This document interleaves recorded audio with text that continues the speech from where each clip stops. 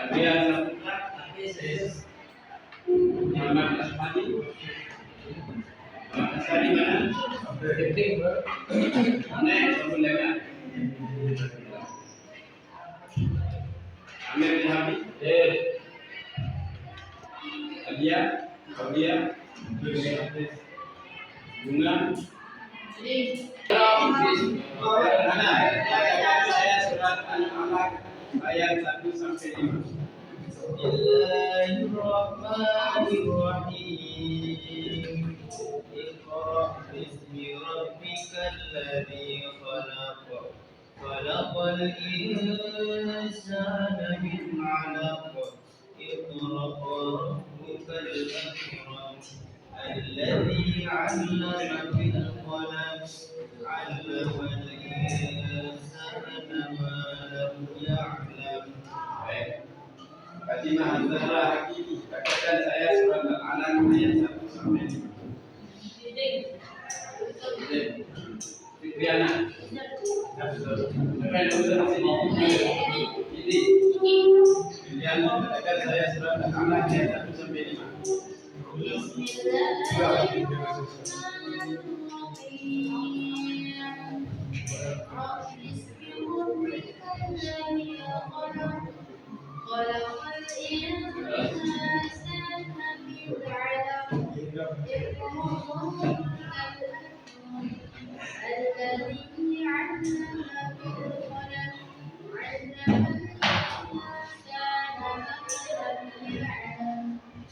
Baik.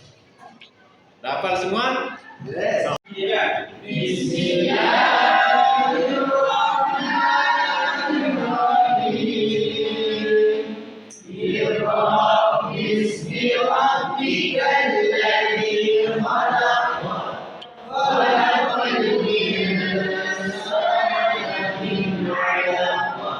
Iqra rabbukal akram. Alladzi 'allama bil qalam. 'allamal insana ma lam ya'lam. Baik, Iqra. Bentuk katanya adalah fi'il amar. Jadi dia fi'il perintah. Dia Iqra. Baca. Fi'il amar. Aman. Tahu? Fi'il amar. Amar artinya perintah. Nah. Sebelum kita lanjut, dari tadi pagi ada yang sudah belajar? Belum ada yang sudah belajar. Buka mata pelajaran apapun selain dada. Tidak ada. Ini kan perintahnya. Iqra bismi rabbikal ladzi khalaq. Survei membuktikan bahwa orang Indonesia itu paling malas dalam membaca. Ini survei dunia yang menyatakan bahwa orang-orang di Indonesia paling malas membaca. Makanya orang-orang Indonesia itu paling mudah dibodoh. Kenapa? Karena mereka malas membaca. Apa dampaknya? IQ-nya down. Orang yang IQ-nya down akan mudah sulit mengerti dan sebagainya. Beda dengan orang yang sering membaca. Koheri. Kemarin kamu sudah begini. Kamu dibilangin sama orang, mana yang cepat dia. Beda halnya dengan orang yang sudah membaca. Jadi pengalamannya banyak kok. Oh, kenapa dia begitu? Pasti ya nanya dulu. Ya. Iqra bismi rabbikal ladzi khalaq. Salat.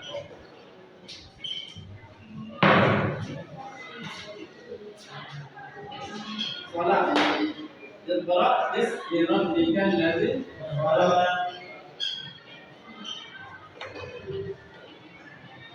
Salat. Baik.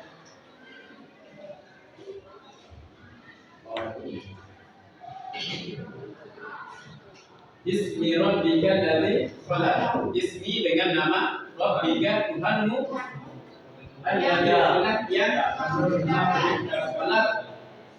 fi'il madi, fi'il madi. Artinya yang telah menciptakan, artinya bahwa sebelum memulai dalam belajar kita dituntut untuk membaca Bismillah. Banyak keutamaannya. Utamanya adalah dijelaskan dalam kitab Syafi'iyah An-Najah karangan Syekh Nawawi Al-Bantani. Barang siapa yang membaca Bismillahirrahmanirrahim di awal kitab kemudian menulisnya, maka Allah akan memberikan dia banyak sekali kelebihan. Di antaranya adalah cepat dalam menerima pelajaran atau sesuatu yang akan dibaca. Oke?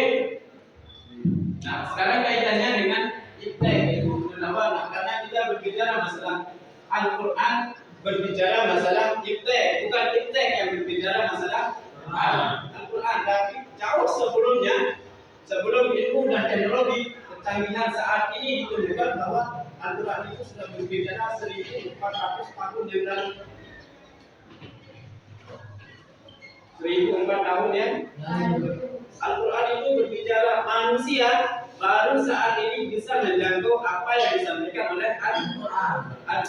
Bahkan masih banyak lagi sesuatu di dalam Al-Quran itu yang belum bisa dijangkau oleh manusia. Contohnya apa? Contohnya adalah dinding apa? Ya'juj dan Ma'juj. Bagaimana bangsa atau kaum Ya'juj dan Ma'juj itu digurung oleh siapa nama? Mantap. Raja Dzulqarnain. Bagaimana metode pembuatannya sampai-sampai Ya'juj dan Ma'juj itu tidak bisa menembus benteng yang dibuat oleh Dzulqarnain. Berarti orang-orang dulu itu lebih canggih dibandingkan dengan orang-orang sekarang.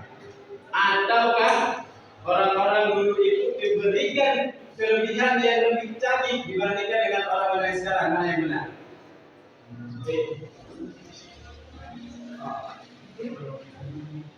Mana yang benar? Yang benarnya adalah bahwa Allah Subhanahu wa Ta'ala lah yang memberikan semuanya itu. Manusia hanya kalau berbicara masalah IQ tidak sampai 4,5 IQ manusia, sedikit sekali. Tapi ketika Al-Quran berbicara maka semuanya lengkap. Nah, itulah pentingnya sekarang ini bagaimana di zaman kita ini dirotikan lalu kalau kuncinya adalah membaca. Dibaca banyak. Satu, misalkan Iqra ini orang kalau sudah diberikan buku bisa dari satu kitab. Iqra-nya saja Bismi satu kitab, Rabbika satu kitab, Falaq satu kitab. Wah, luar biasa. Kalau orang yang serius, bahkan ada di zaman kuliah saya dulu tahun 2010 ini yang berbicara satu ayat, orang Kristen yang berbicara satu ayat tapi bisa mentafsirkannya satu ayat itu melebihi 100 tafsiran. Orang Kristen berbicara di Win Mataram tahun 2010 waktu itu masih IAIN. Ini dia berbicara masalah satu ayat. Sampai-sampai dia mengatakan ini satu ayat, kalau 2 ayat 3 ayat saya bisa penuhi, maka di mana letak marwah kalian sebagai seorang Islam? Itulah. Nah, ini yang menjadi permasalahan. Saya tidak menafikan bahwa kita semua ini adalah orang-orang yang malas dalam membaca buku. Ada yang tidak membaca buku sebelum belajar, saya yakin ada. Bahkan di saat kalian belajar disuruh mencatat, kadang-kadang ada yang mencatat, ada yang tidak. Saya tidak menafikan itu.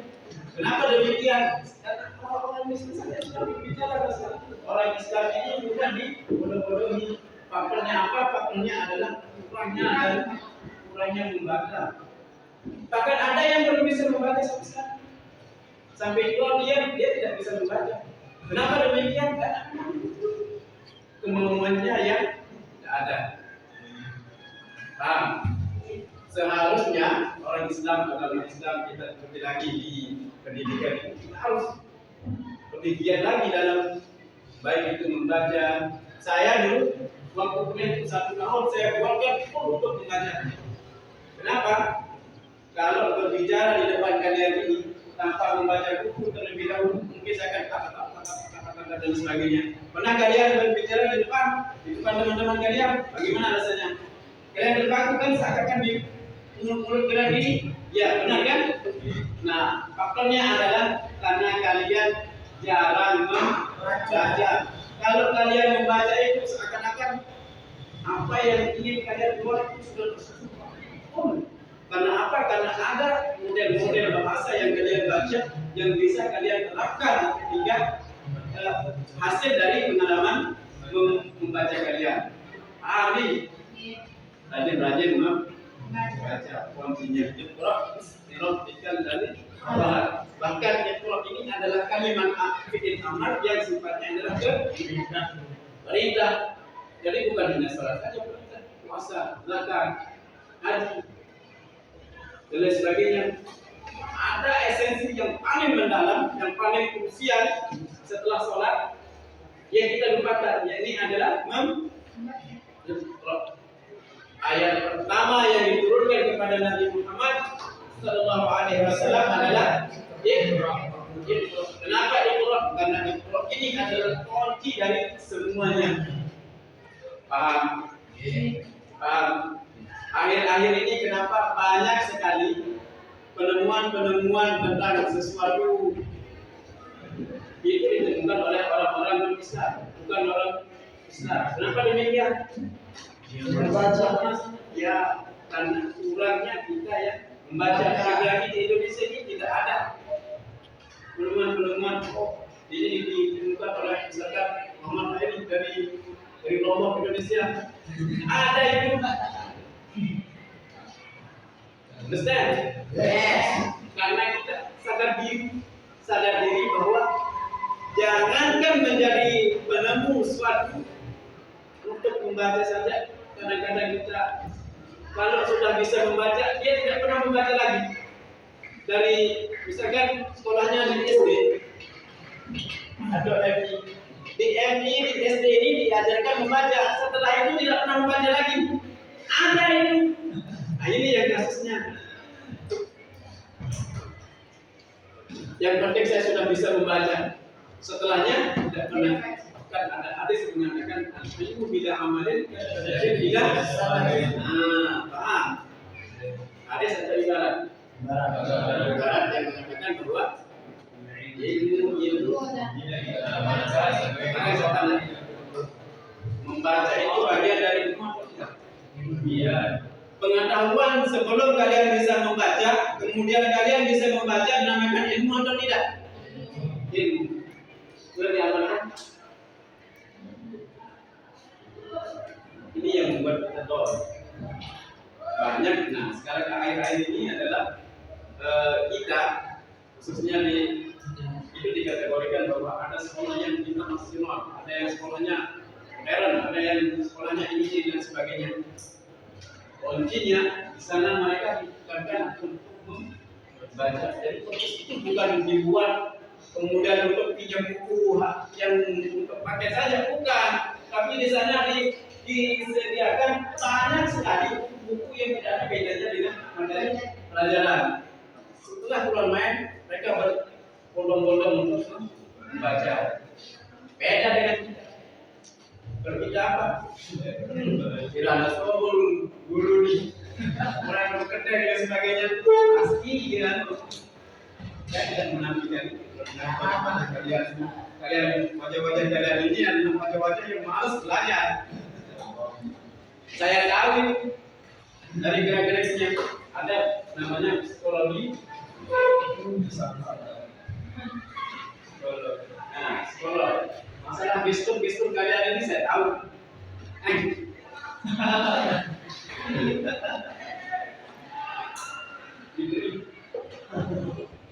Gagal. Oke. Khalaqal insana min 'alaq. Ayat yang kedua adalah khalaqal insana min 'alaq. Khalaq. Kalau tadi diakhiri dengan fi'il madhi, khalaq, sekarang diawali dengan fi'il madhi juga. Khalaqal insana min